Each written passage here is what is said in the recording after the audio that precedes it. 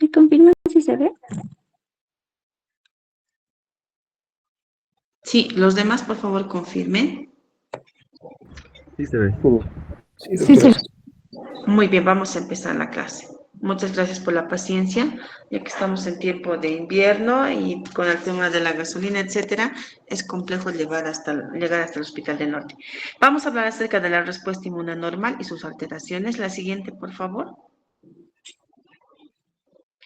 Antiguamente la inmunología se la consideraba una ciencia extraña, esas raras que no se puede comprender como el idioma chino, árabe inclusive. Pero ahora sabemos que está encargado de protegernos de virus, hongos, bacterias, parásitos y de destruir las células cancerígenas para que el individuo no pueda tener una afectación. La siguiente. El sistema inmune está constituido por un origen que es la célula madre pluripotencial que está en la médula ósea que nos va a dar el linaje linfoide y el linaje mieloide. En el linaje linfoide nos va a dar los linfocitos T, linfocitos B, NK y en el linaje mieloide nos puede dar algunas células dendríticas, macrófagos, la serie de eritrocitos, granulocitos, monocitos y megacariocitos. La siguiente. Entonces, una vez que se generan en el órgano linfoides primario, que es la médula ósea, gracias a la célula madre pluripotencial, estos van a viajar en espera de la presentación antigénica y se van a ir donde lo que son las adenoides, amígdalas, ganglios linfáticos, que en su conjunto se llama órgano linfoide secundario. Es por eso que se dice que, por ejemplo, un linfocito T, un linfocito B, puede saludar incluso al parásito, a la bacteria, porque nadie le ha dicho que es un agente que puede causar daño al organismo. Y eso es lo que es la tolerancia periférica, que vamos a verlo también. La siguiente. Sabemos que está constituido académicamente por una inmunidad innata y a continuación de manera rápida empieza lo que es la inmunidad adaptativa. Dentro de la inmunidad innata está el sistema de complemento, lo que es el proceso de la inflamación, sobre todo la fagocitosis. Dentro de la inmunidad adaptativa vamos a tener y está constituido por los linfocitos T, linfocitos B, la producción de los anticuerpos dirigidos contra los patógenos. La siguiente. Aquí tenemos a la célula presentadora profesional, que es el macrófago. Estamos viendo una micrografía microelectrónica en la cual en rosado está el macrófago digiriendo a la Escherichia coli. La siguiente. Entonces también el sistema de complemento. Ustedes tienen que saber primero lo macro para poder comprender lo micro. El sistema de complemento es un conjunto de proteínas cuya función va a ser activar el complejo de ataque de membrana. Va a tener tres vías para activarse: la vía alterna, que va a ser activada de manera directa por el microorganismo; la vía clásica va a activarse a través del microorganismo opsonizado por el anticuerpo; y la vía de las lectinas, ¿no?, que es a través de la lectina de unión a la manosa. ¿Cuál va a ser la finalidad de este sistema de complemento? Empezar a fraccionar o escindir estas proteínas del sistema de complemento, que va desde la C1 hasta la C9, y su descubrimiento, y por eso es que se le da el denominativo, es de acuerdo a la antigüedad. El C1 va a ser el más antiguo y así sucesivamente. Nuestro sistema de complemento empieza a activarse a través de la proteína C3. Esta proteína C3, al unirse con cualquiera de estos elementos que acabo de mencionarles, va a fragmentar, por ejemplo, y se va a escindir en C3A y en C3B. El C3A y todos los componentes A van a ir a nivel de lo que es el proceso inflamatorio, opsonizando al microorganismo, al patógeno, al elemento extraño, para que sea reconocida por más células del sistema inmune. Y el C3B, ¿qué va a hacer? Va a ir a fragmentar a otras proteínas del sistema del complemento, como estamos viendo acá, al C5, en C5A y en C5B. La finalidad, como les decía, es formar el complejo de ataque de membrana. La siguiente, que es el famoso macro. Aquí pueden ver en la parte superior las proteínas y en la parte inferior cómo es que esta célula va a empezar a tener orificios y de esta manera va a estallar nuestra célula. Ya, esperen un momentito.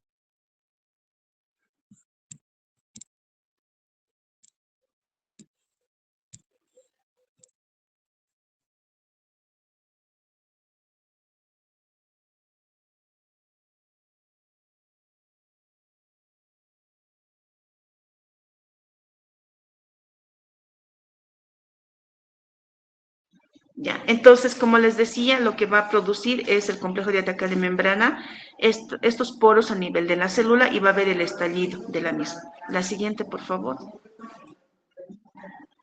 Ya, la inmunidad innata va a estar constituida por una primera línea de defensa que es la piel intacta. Por eso es que hay pacientes que, por ejemplo, al tener la dermatitis atópica, que es cuando no tenemos la filagrina, la piel es reseca. Imagínense como un pez fuera del agua y las escamas empiezan a abrirse, ¿verdad? Entonces, al tener esta piel inflamada, el paciente, ¿qué va a pasar?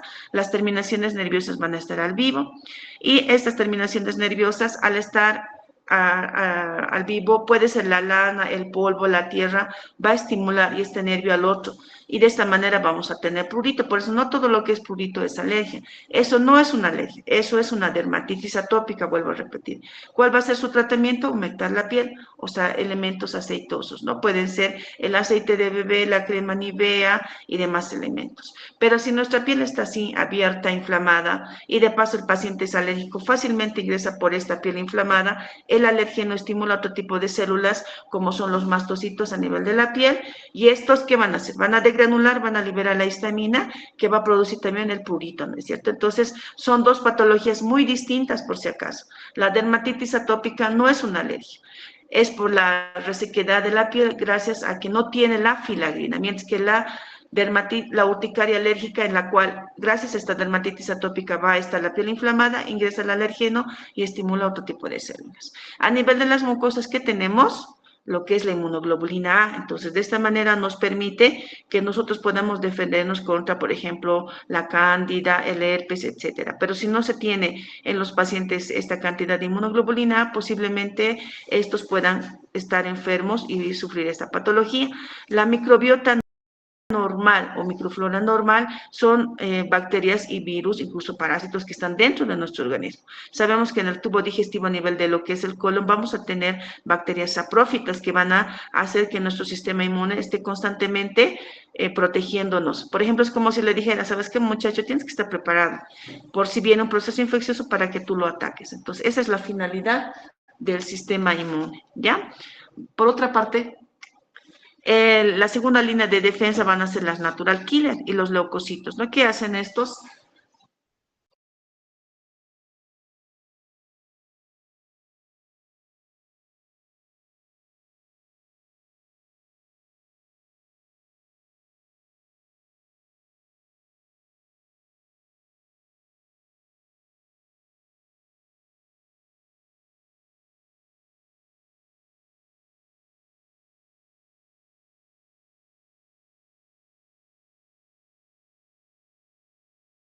Entonces, como les decía, la segunda línea de defensa van a ser las natural killer y los leucocitos, así como los fagocitos. La finalidad de esta va a ser reconocer de manera directa al patógeno y destruirlo. También tenemos la inflamación y las sustancias antimicrobianas, que en este caso van a ser el sistema de complemento. Dentro de la inmunidad adquirida tenemos la tercera línea de defensa, que son los linfocitos T, los linfocitos B y algunos anticuerpos también, en sí todos. La siguiente. Aquí tenemos al linfocito T, por ejemplo. Fíjense, se los presento. La otra diapositiva, por favor. Aquí tenemos al linfocito B. ¿Cómo es que este linfocito B se va convirtiendo en célula plasmática? No es lo mismo plasmocito que el linfocito B, por si acaso. El linfocito B no va a producir anticuerpos. ¿Quién va a producir anticuerpos? Van a ser las células plasmáticas, o sea, los linfocitos B convertidos en plasmocitos. La siguiente. Dos clics más. Por ejemplo, tenemos la médula ósea, ¿no? Que va a tener a la célula madre pluripotencial que nos va a dar el origen para darnos los linfocitos pre-B y estos nos van a dar los linfocitos B inmaduros. Estos van a ir a nivel de lo que es los órganos linfoides secundarios y van a estar esperando al antígeno, ¿no? Entonces, ¿quién lo va a presentar? Es el linfocito, puede ser algunas células dendríticas, algunos macrófagos. Imagínense qué ordenado es el sistema inmune, al igual que los demás sistemas. Nadie puede hacer algo que no le corresponde. No puede ser el linfocito no, yo quiero ser ahora célula dendrítica, linfocito B, no, yo quiero ser ahora una célula presentadora de antígenos. Todos tienen una función importante. Sabemos que estos linfocitos B van a tener al BCR, que es bien sencillito, y puede ser una inmunoglobulina M inclusive. Va a producir anticuerpos, en este caso la inmunoglobulina M, D, A, D y E. Por ejemplo, en un torrente sanguíneo nosotros no vamos a encontrar la inmunoglobulina D, por si acaso, ¿ya? Y van a producir citocinas que van a activar a la misma célula y van a activar otro tipo de células de la respuesta inmune. Dentro de ellas vamos a tener citocinas proinflamatorias como la interleucina 1, 6, 8 y el factor de necrosis tumoral alfa. Van a producir también citocinas mielopoyéticas, ¿qué quiere decir? Para que haya mayor diferenciación de linfocitos B, como a nivel de lo que es la célula madre pluripotencial, ¿no? Vamos a tener también las inmunosupresoras que van a hacer que una vez que ya no tengamos el patógeno o el proceso inflamatorio, va a decir el sistema inmune, bueno, muchachos, basta, no hay contra qué luchar, así que deténganse, ya no produzcan más diferenciación de linfocitos T, linfocitos B, así que ya no produzcan más de ello. Entonces van a producir citocinas inmunosupresoras como la interleucina 10. La siguiente. Y el factor de crecimiento transformante beta. Aquí tenemos un linfocito B, fíjense su BCR, que su receptor es bien sencillito, ¿no? Puede ser una cadena, como les decía, de inmunoglobulina D o M. La siguiente. Aquí tenemos un anticuerpo. Vamos a ver, ustedes lo van a llevar con la profe Jackie en más detalle, pero es importante que ustedes sepan lo macro. En color verde vamos a tener, en color verde, la cadena pesada. Y vamos a tener en color celestito lo que es la cadena ligera. En su última porción, lo que dice B es la región variable, es aquella que va a reconocer al epítope del antígeno. ¿Y qué es el epítope? Es la porción más inmunogénica que reconoce la célula, en este caso la inmunoglobulina, al patógeno. O sea, ¿qué quiere decir? Que todo el antígeno no va a hacer que haya una respuesta inmunológica. Tiene que ser una parte que va a ser reconocida, en este caso, el epítope. Muchas veces va en ese sentido el tratamiento para, por ejemplo, producir vacunas, para poder extraer alergenos y hacer las pruebas PRIC, etcétera, etcétera. Entonces, tienen que buscar del antígeno la parte más inmunogénica que pueda generar la respuesta inmune. En esta inmunoglobulina que estamos viendo, es la inmunoglobulina E, va a tener sus uniones que van a ser uniones de disulfuro. En la última porción que dice C es la fracción cristalizada. Esta unión o esta porción del anticuerpo se va a unir a los receptores de fracción cristalizada de los mastocitos y de los basófilos en los cuadros de alergia. Al unirse estos y al reconocer al antígeno, van a degranular los mastocitos y los basófilos. O sea, va a haber el estallido de estas células liberando ¿a quién? A la histamina, que va a conllevar a que tengamos los procesos inflamatorios o de alergia. ¿Ya? La siguiente. Entonces tenemos aquí las citocinas, por ejemplo. Solamente voy a dar un ejemplo y ustedes lo van a leer. La citocina, factor de necrosis tumoral alfa, tiene 17 kilodaltons de tamaño. ¿Quiénes la van a producir? Son los macrófagos y los linfocitos T. ¿A quiénes van a ir a estimular para que puedan activarse? A las células endoteliales, haciendo que se activen y tengamos el proceso de la inflamación, la coagulación a nivel de los neutrófilos para que estos se activen, a nivel del hipotálamo para que presentemos fiebre, a nivel del hígado para que exista una síntesis de proteínas de fase aguda, a nivel del músculo, tejido graso, que exista catabolismo en la caquexia y en muchos tipos celulares la apoptosis. Entonces, esta citocina es la causante de nuestro malestar que tenemos cuando cursamos un cuadro infeccioso. Si tenemos una faringoamigdalitis, tenemos cefalea, mialgia, sentimos que el cuerpo se nos quiere romper, ¿verdad? Porque hay un dolor intenso y hay esa sensación de malestar, es gracias a este factor de necrosis tumoral. Y cuando nosotros vacunamos a los pacientes, también lo que generamos son proteínas y citocinas proinflamatorias. Entonces, por eso es que el paciente al ser vacunado también siente como si estuviera enfermo, pero no puede estar enfermo. Ojo, eso es muy diferente. En el tema del COVID, a mí me preguntaban cuando empezábamos a armar ya el tema de las vacunas, me decían, doctora, el paciente X dice que le han vacunado y ha enfermado de COVID. y les digo, no puede enfermarse. ¿Por qué? Porque hemos extraído una parte del antígeno del virus, no ha sido un virus atenuado, entonces lo que ha hecho es generar citocinas proinflamatorias.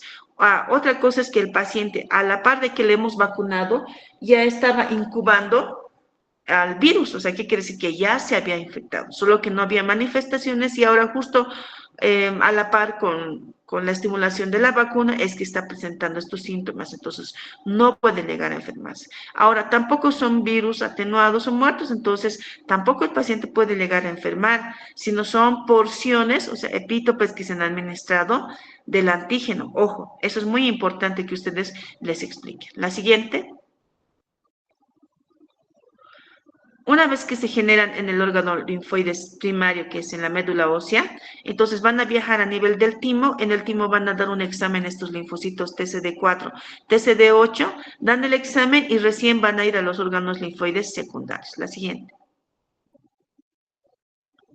Aquí les presento los receptores del linfocito T. Fíjense que no solamente es uno solo, también tienen otro tipo de correceptores. Por eso el reconocimiento es bastante complejo. La siguiente, a diferencia del linfocito B. Aquí en la parte superior vamos a tener una célula presentadora de antígenos y va a tener, por ejemplo, varios tipos de receptores, pero el que quiero que conozcan en esta oportunidad es el complejo mayor de histocompatibilidad tipo 1, que está a la izquierda, y el complejo mayor de histocompatibilidad 2, que está a la derecha.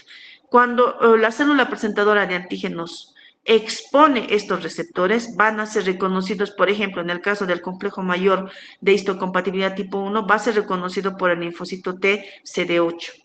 En el caso de que nuestra célula presentadora de antígenos exponga el complejo mayor de histocompatibilidad tipo 2, va a ser reconocido por los linfocitos TCD4. ¿Qué quiere decir? Que las células presentadoras de antígenos, macrófagos, células dendríticas, algunos linfocitos B, van a tener varios receptores y pueden en primera instancia exponer al complejo mayor de histocompatibilidad tipo 1 para que sea reconocido por el linfocito TCD8, o en otra oportunidad pueden presentar el complejo mayor de histocompatibilidad tipo 2 para que sea reconocido por el linfocito TCD4. La siguiente. Aquí tenemos el timo, la corteza tímica, y en esta parte de la célula epitelial sería yo, ¿no? Entonces, ustedes son los linfocitos TCD4, TCD8 que van a dar el examen con mi persona. Vienen de la médula ósea y son novatitos, ¿no? Entonces, células nuevas. Ingresan, entonces yo les digo, bueno, aquí tenemos un residente, un interno, ¿no? El residente es una célula, digamos, un miocardiocito, ¿no? El interno es una célula endotelial. Entonces yo les digo, vengan, pasen, díganme, ¿es un virus, un hongo, una bacteria, un parásito? Y uno de ustedes me dice, no, doctora, pero eso es obvio, es un virus.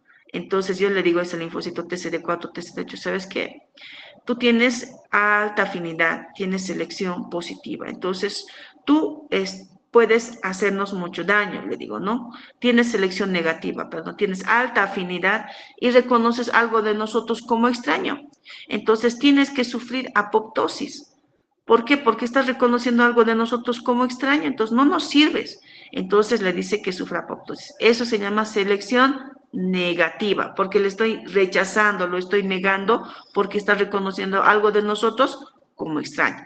Viene otro de sus compañeros o compañeras que es un linfocito TCD4, TCD8, le hago la misma pregunta y me dice, doctora, no, eso no es un virus, no es una bacteria, es un miocardiocito, una célula endotelial, no podemos dañar. Entonces ahí ocurre la selección positiva porque tiene baja afinidad.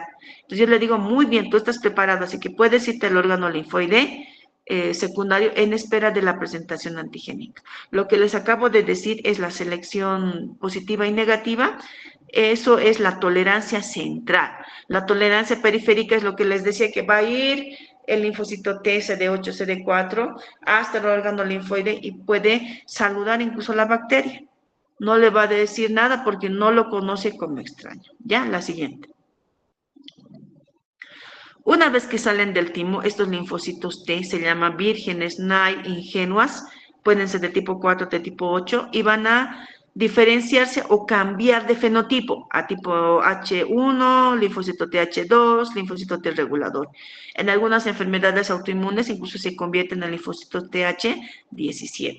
Eso depende mucho de la presentación antigénica, lo que les decía, ¿no? Por ejemplo, el linfocito TH1 se va a activar y va a estar muy relacionado con lo que es la inmunidad mediada por células, defensa contra patógenos intracelulares y la autoinmunidad.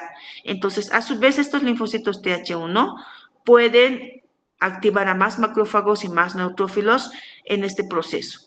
Después, si tenemos un linfocito TH2, igual, no va a ir a estimular a los basófilos, eosinófilos, fíjense, todas producen citocinas. Y está encargado contra la defensa contra patógenos extracelulares, tiene mucho que ver con la inmunidad humoral y las patologías alérgicas. Y los linfocitos T reguladores, estos van a ir a frenar la respuesta inmune, por eso es que está ahí, ¿no?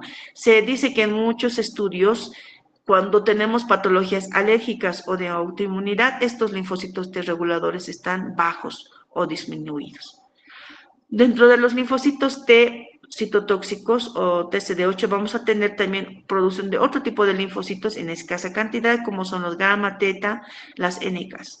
La finalidad de estos linfocitos T tipo 8 va a ser la citotoxicidad, va a ser la lucha contra patógenos virales, tiene mucho que ver en algunas ocasiones con los procesos autoinmunes y por procesos de alergias también, ¿ya? La siguiente. Aquí tenemos en color verde manzana a la célula presentadora de antígenos, que dependiendo de su receptor, les dije, si es el complejo mayor de histocompatibilidad tipo 1, va a presentar a los linfocitos TCD8, que está en color azul abajo. Estos van a activarse produciendo citocinas y van a diferenciarse, ¿no? Ahí es la expansión clonal y vamos a tener linfocitos TCD8 efectores y de memoria.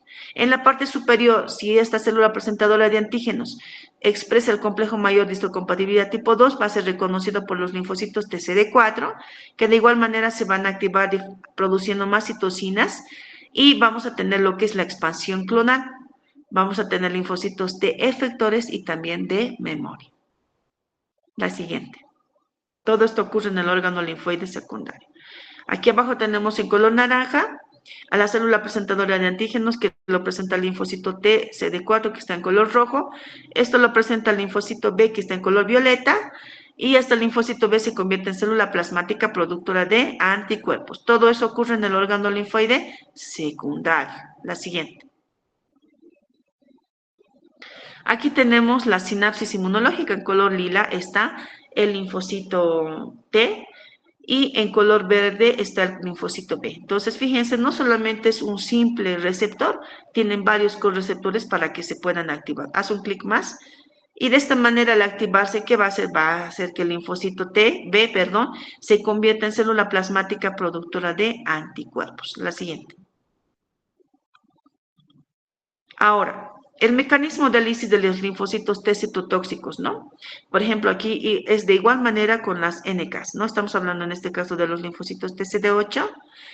Aquí tenemos en la parte superior la célula blanco, que va a ser la célula enferma o estresada, y en la parte inferior al linfocito T citotóxico, que lo va a reconocer a través del complejo mayor de histocompatibilidad tipo 1, les decía, y también a través del receptor FAS ligando. Entonces, cuando lo reconoce, le dice, muérete, sufre la apoptosis. La siguiente. Aquí está, ¿ve? En este ejemplo tenemos a las natural killer, que es de igual manera los linfocitos T citotóxicos, van a reconocer a la célula estresada y también a la célula enferma o infectada por algún virus. Le dice, tienes que sufrir apoptosis. La siguiente. Este esquema me encanta porque en la parte superior tenemos al linfocito B, que una vez que le presentan el antígeno, se convierte en célula plasmática, que está en color verde, violeta, productora de anticuerpos. Estos anticuerpos van a ir a opsonizar a los microorganismos y van a ser reconocidos en color azul, tenemos como un pulpo, al complemento, y también van a ser reconocidas por más células de la respuesta inmune. Perdón, ¿qué pasó?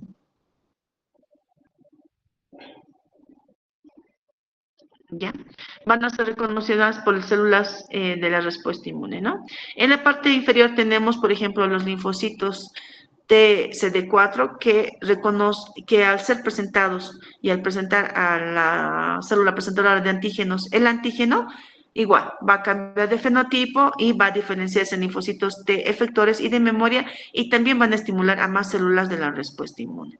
Tenemos en color azul a los linfocitos T citotóxicos que de igual manera similares a las natural killer que vemos en la parte inferior, van a reconocer a la célula enferma o estresada y van a sufrir apoptosis. Y en color naranja tenemos a los linfocitos T reguladores, que una vez que haya el cese de los virus, bacterias o elementos patógenos, así como el cese de la destrucción de algunas células cancerígenas, le dicen, muchachos, basta, dejen de diferenciarse. Entonces, les decía que es la célula más importante cuando ya no tenemos que tener, por ejemplo, contra qué atacar. Ustedes han debido escuchar mucho en el tema del COVID lo que es la tormenta de citocinas, en el cual nuestro paciente ya no tenía el virus del COVID. Lo que pasa es que el sistema inmune en ese momento, al tratar de destruir al virus del COVID, le ha puesto alma, vida y corazón. Entonces ha empezado a diferenciarse de manera rápida porque tenían que vencer al virus y al tratar de diferenciarse y a hacer lo que es la expansión clonal, producir más cantidad de anticuerpos, ellos se han vuelto locos, el sistema inmune, y ha empezado a producir más cantidad de citocinas proinflamatorias. Y entonces el propio organismo, o sea, el propio sistema inmunológico del paciente empezaba a destruir a su organismo. Lamentablemente había ese desequilibrio, ¿no? Y el paciente fallecía no por el COVID, sino por la tormenta de citocinas. ¿Ya? Eso es muy importante que lo sepan. La siguiente. Entonces, ya conociendo la respuesta inmune, vamos a tener 3 tipos de patologías. Primero vamos a tener, por ejemplo, las patologías por hipersensibilidad o alergias, en el cual el sistema inmune, porque tiene una predisposición genética, porque viene una alteración, etcétera, va a reconocer algo del medio ambiente como pelo de gato, pasto, polvo, como extraño. O algún alimento, leche, huevo, por ejemplo, todo eso es proteína y nos debería de hacer bien, ¿verdad? Y también algunos fármacos, pero sabemos que los fármacos por sí solos no van a ser, no van a generar respuesta de alergia, sino tiene que tener una proteína transportadora. Entonces vamos a tener en este cuadro lo que es las patologías alérgicas o por hipersensibilidad. La segunda, si nosotros tenemos un sistema inmune incompetente, o sea que no funciona bien el linfocito T, no funciona bien la célula presentadora de antígenos, no tenemos la producción adecuada de anticuerpos, vamos a tener las inmunodeficiencias primarias. ¿Por qué son primarias? Porque la falla está a nivel de la célula madre pluripotencial, que no está generando células de la respuesta inmune normales, capaces de destruir a los patógenos.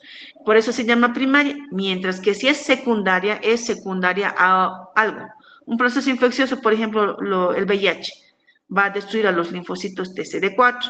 En vano va a buscar la célula presentadora de antígenos, porque no va a haber linfocitos TCD4 que lo reconozcan. Y ese linfocito TCD4, como no conoce, no está en la cantidad adecuada, en vano vamos a tener los linfocitos B. Por eso les digo que es importante, para mí la más importante es el linfocito T, ¿no? Entonces tenemos ahí lo que son las inmunodeficiencias secundarias, per se algo. Ahora, cuando nosotros usemos corticoides en nuestros pacientes que tengan, por ejemplo, patologías alérgicas, patologías autoinmunes, ¿qué es lo que yo voy a hacer? Frenar la respuesta inmune que está mala.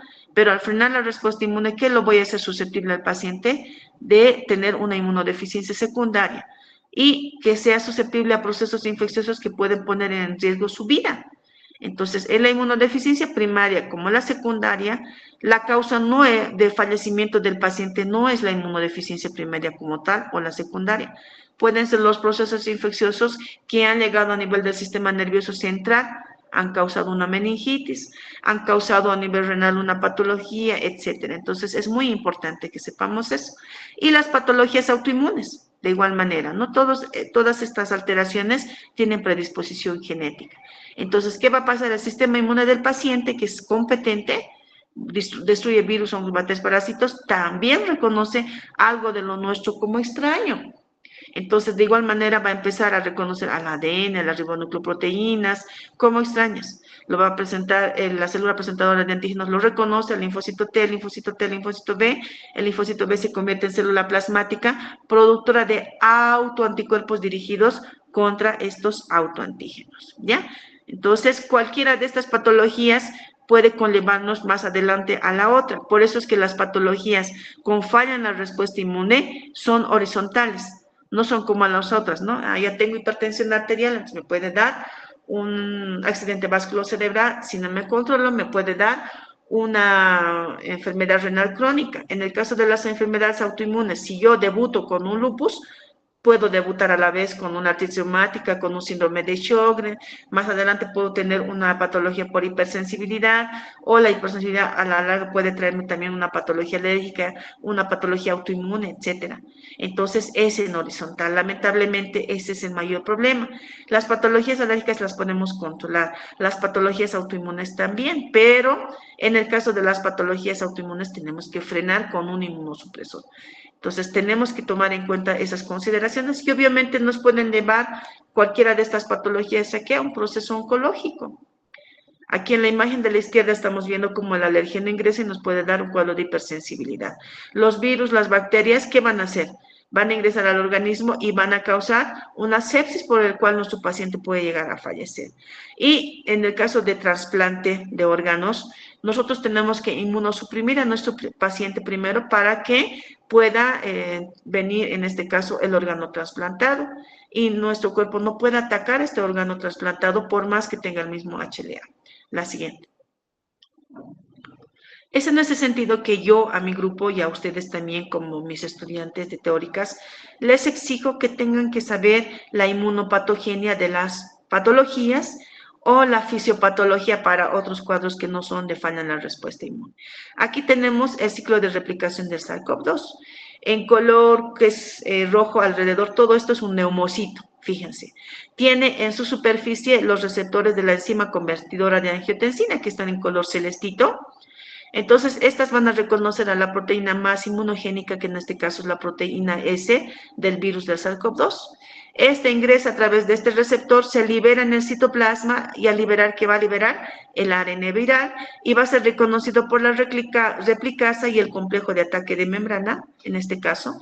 Entonces, ¿qué va a hacer este complejo de replicación? Perdón, este complejo de replicación va a liberar el ARN genómico y vamos a tener la replicación del ARN, van a ver las proteínas de transcripción, en este caso la NSME, y gracias a la traducción, por ejemplo, de estas, gracias al aparato de Golgi y al retículo endoplásmico, vamos a tener la liberación de los viriones. Entonces, para mí, ¿por qué es importante saber esta inmunopatogenia?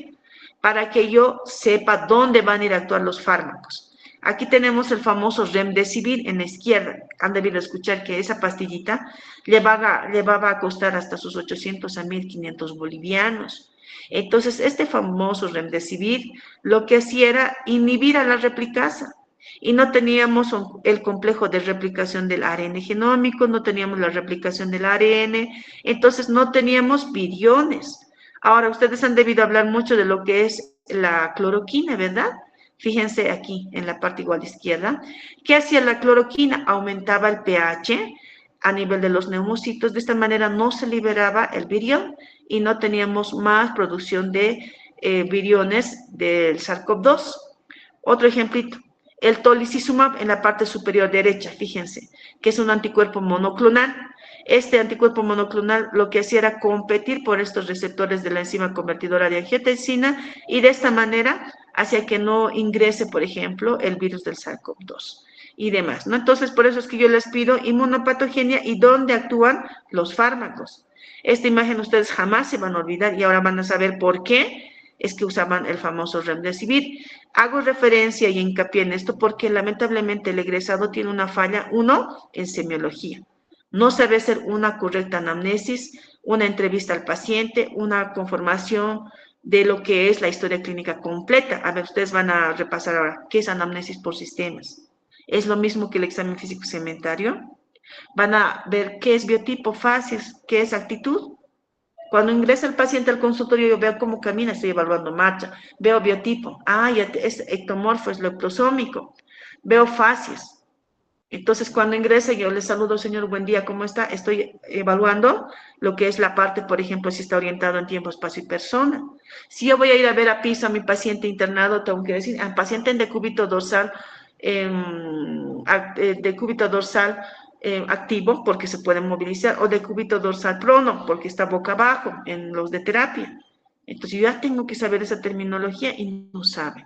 Eso hablo del sistema público como del privado. Entonces, hago énfasis, por favor, tienen que saber dónde y cómo se ausculta el pulmón, el corazón, los pulsos. A ver, fíjense, ¿dónde está el pulso pedio? ¿Cómo voy a tomar la muestra de gasometría a nivel de la radial, si no es la femoral? Entonces, háganlo, chicos. Por favor, como les digo, es la peor falla que tienen. El 90% del diagnóstico yo lo hago gracias a la anamnesis, a construir una correcta historia de la enfermedad actual. El 10% es en el examen físico general y segmentario. Si yo ya veo a mi paciente, entrevisto a mi paciente, voy a revisar desde la cabeza hasta la punta de los dedos, pero voy a hacer énfasis en el lugar por donde el paciente está viniendo. Si mi paciente viene por una rinitis alérgica y veo que sus pies están edematizados o con aumento de volumen, no me voy a hacer de la vista gorda. Tengo que preguntar, señor, ¿y qué pasa con sus pies? Ah, sí, doctora, es que no orino bien, se me hincha. Entonces, estoy viendo que mi paciente, aparte de tener una rinitis alérgica, posiblemente tenga alguna afectación renal, edema, causas. Puede ser cardíaco, puede ser pulmonar, puede ser carencia por nutrientes o puede ser por el riñón, ¿no es cierto? Por una afectación renal. La siguiente, por favor. Entonces tenemos que saber muy bien la composición de aquel que nos está ayudando, en este caso, del remdesivir, qué estructura farmacológica tiene, cuántos cadenas de carbono, etcétera. La siguiente. Esto lo vamos a llevar con respecto a la inmunopatogenia de las artritis reumáticas porque me toca dar el tema. La siguiente. Todo tiene un porqué. En el caso de las inmunodeficiencias primarias, por ejemplo, ustedes le van a llevar con el profesor Cordero, vamos a tener defectos combinados de los linfocitos T y B. O sea, ¿qué quiere decir? Que no vamos a tener linfocitos T que estimulen a los linfocitos B. Entonces, este linfocito B posiblemente no produzca anticuerpos. O puede ser que mi linfocito B no sepa transformarse en célula plasmática, entonces no vamos a tener anticuerpos. Entonces, vamos a tener tres tipos de patologías. Las inmunodeficiencias combinadas graves, donde no vamos a tener ni linfocitos T, ni va a haber producción de inmunoglobulinas. El síndrome de Diger completo, como son tantas las patologías, no podemos avanzar todas, ¿verdad? Pero tenemos que saber. Es cuando no hay el timo, les dije, el timo es el que se da, donde se da el examen, ¿verdad? Entonces, si no hay quien tome el examen, vamos a tener linfocitos T autorreactivos. Y otras con defectos de los correceptores del CD40, por ejemplo, el síndrome de hiper-IgM, etcétera. ¿Ya? Y les dejo ahí para que lo den una repasada. La siguiente. Por ejemplo, en la inmunopatogenia de la inmunodeficiencia selectiva de tipo IgA, va a haber la afectación a nivel del linfocito T. Si está afectado el linfocito T, no va a haber quien le presenta el linfocito B y posiblemente no se produzca la inmunoglobulina A. O puede ser que haya la afectación a nivel de las proteínas de transcripción que estamos viendo en la derecha, que es la proteína PRIL, BAF, etcétera. Entonces no va a haber la producción de la célula plasmática de inmunoglobulinas, en este caso la inmunoglobulina A. Hazle dos clics más y nos vamos a la otra presentación. Ahí, ¿ve? La siguiente. Aquí tenemos los procesos de alergia, que también yo les voy a presentar, la inmunopatogenia. La siguiente, es que antes yo era la jefe de capítulo y siempre les hacía un resumen de esto, porque tienen que saber lo macro, vuelvo a repetir, para poder comprender lo micro. Aquí tenemos el famoso HLA.